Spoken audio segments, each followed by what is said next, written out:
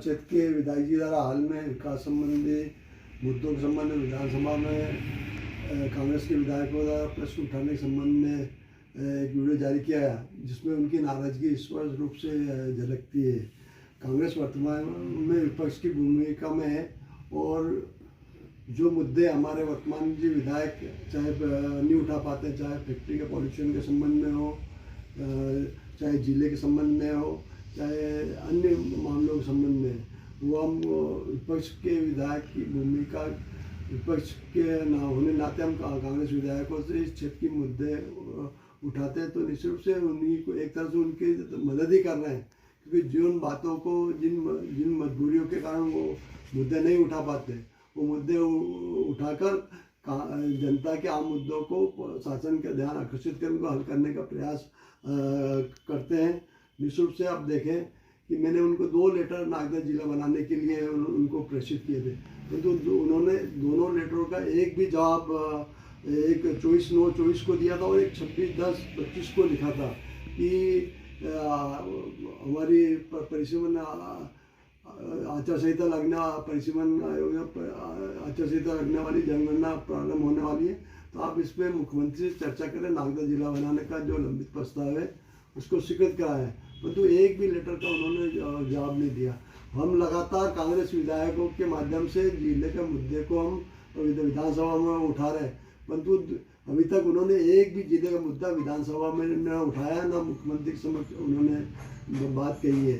तो निश्चित रूप से ये बात लोकतांत्रिक प्रक्रिया में ये रहना चाहिए कि एक दूसरे का सम्मान किया जाना। विधायक किसी भी क्षेत्र का कोई विधायक फुर्सत नहीं, परंतु मैं उन विधायकों का धन्यवाद देना चाहता हूँ जिन्होंने हमारे क्षेत्र की समस्या उठाकर शासन का ध्यान आकर्षित किया है। पहले भी कई विधायक पूरे प्रदेश में मुद्दे उठाते रहे हैं। हमारी कल्पना पेरेकल तो विधानसभा अध्यक्ष के क्षेत्रों के मुद्दे उठाती थी। तो निश्चित रूप से विपक्ष का काम है जनता की आवाज़ को उठाना, और इस काम को हम लगातार करते रहेंगे। मैं कांग्रेस विधायकों को धन्यवाद देता हूँ जिन्होंने इस क्षेत्र की समस्या को उठाया। दूसरी बात उन्होंने ये कही कि एसडीएम को ज्ञापन देने से क्या होता है। निश्चित रूप से जब आप विपक्ष में थे तो आप भी जिलाध्यक्ष भी थे, तो आप भी ज्ञापन देते थे, धरना प्रदर्शन करते थे। ये एक लोकतांत्रिक प्रक्रिया का हिस्सा है कि शासन का ध्यान किस प्रकार से आकर्षित किया जाए। आपने तो सोयाबीन की फसलों में मुआवजे में सम्मिलित नहीं, यहाँ तक कह दी थी, नुकसान भी नहीं हुआ। पर जब सब हम कांग्रेसियों ने इस धरना प्रदर्शन और ज्ञापन अपन दिए, जब जाकर उसकी मुआवजा और बीमा राशि मिली थी। वर्तमान में भी अभी तक अभी गेहूं की फसलें नष्ट हुई है, उसमें भी हम तत्काल मांग कर रहे हैं कि शासन को तत्काल मुआवजा दें और सर्वे रिपोर्ट, सिर्फ सर्वे करने से नहीं, तत्काल उसकी राहत राशि बढ़ाएं और बीमा राशि का भी प्रावधान होना चाहिए। क्योंकि भावांतर की राशि हो, चाहे सोयाबीन की मुआवजा राशि हो, अभी तक बहुत से किसानों को वो नहीं मिल पाई। जहाँ तक आप पॉलिटिकल का कॉलेज खोलने, इंजीनियरिंग का जनपद पंचायत खोलने की, विकास खंड खोलने की बात कर रहे हैं, उन सब का यदि आप जिला बना लेंगे तो ये सब चीज़ें तो स्वयं ही नागदा में आ जाएगी। तो आपको ज़्यादा प्रयास सिर्फ ये प्रयास करना है उसको कब उसको फिक्र करा के कब इस क्षेत्र में योजना को लागू देना। तो दूसरा बात, एक नागदा गिद्धगढ़ किलोड़िया भीमपुरा रोड की बात भी उन्होंने कही कि उनके कार्यकाल में स्वीकृत हुई। मैं उनको बता देना चाहता हूँ कि ये 2 लेन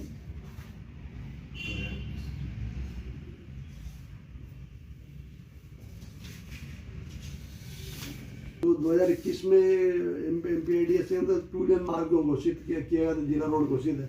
और 23-24 में प्रथम अनुपूरक बजट में 21 करोड़ रुपए की स्वीकृति थी, और साथ में पुल निर्माण का बजट भी स्वीकृत होता।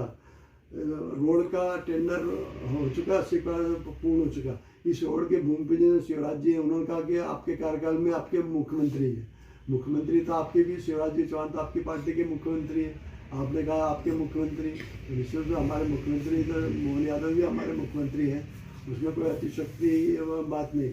उन्होंने कहा आप उसमें स्वीकृति नहीं हुई, तो मेरा अनुरोध है कि उस समय हुई थी, 23-24 प्रथम अनुपूरक में बजट में पास हुई थी।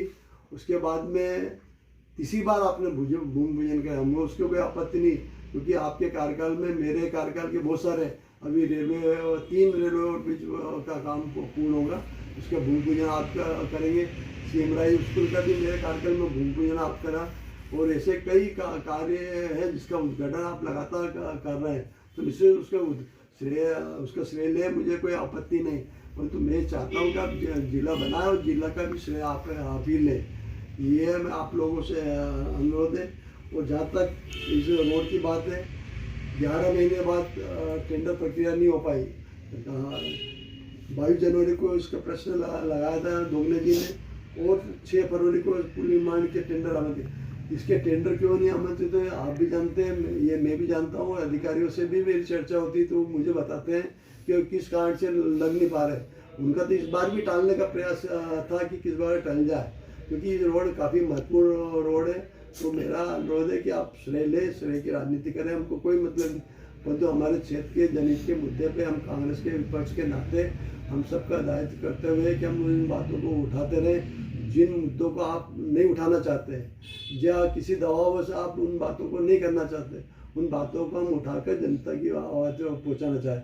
अब नागदा से उन्हेल और बिरगढ़, ये उज्जैन जावरा 2 लेन मार्ग की कितने समय से अब लगातार चल रही है, आपके द्वारा अभी तक कोई सकारात्मक इस पहल नहीं की गई है। तो हम चाहते हैं कि CS को दृष्टिगत रखते हुए नागदा उन्हेल और बिरगढ़ मार्ग का 51 किलोमीटर मार्ग है, उसको 4 लेन किया जाना चाहिए। और दूसरी बात, आज भी मैंने फेसबुक पर देखा कि कल क्षेत्र के विकास के लिए जा रहे हैं, तो मेरा आपसे अनुरोध है कि जिले के मुद्दे को आप प्राथमिकता से उठाएं और CM से आश्वासन ले कि नागदा का हम जिला बनाएंगे, और खाचोत को हम यदि परिसीमा आयोग में रतलाम नहीं पहुँचाएंगे, इस बात का भी गारंटी आप लें। और आप क्या क्या एजेंडे तय करके जा रहे हैं वो जनता को बता के जाए, जिससे कि पिछली बार भी एक बार हमारा एक प्रतिनिधिमंडल गया था विकास के लिए, परंतु जब विधानसभा क्वेश्चन लगा था तो कोई उसमें जानकारी नहीं आई थी। तो मेरा तो अनुरोध है कि किन मुद्दों पे जाए वो मीडिया को अवगत कराए, और कितने सुखद करा के लाएँ ये भी अवगत कराएँ। और जो आप मुख्यमंत्री से चर्चा उसको एक वीडियो जरूर बना के लेकर आए, जिससे कि जनता को देख सके, जनता के हमारे विधायक जी ने और हमारे क्षेत्र के लोगों जाए तो किन किन मुद्दों पर चर्चा करी और मुख्यमंत्री ने क्या क्या स्वीकृति प्रदान की है।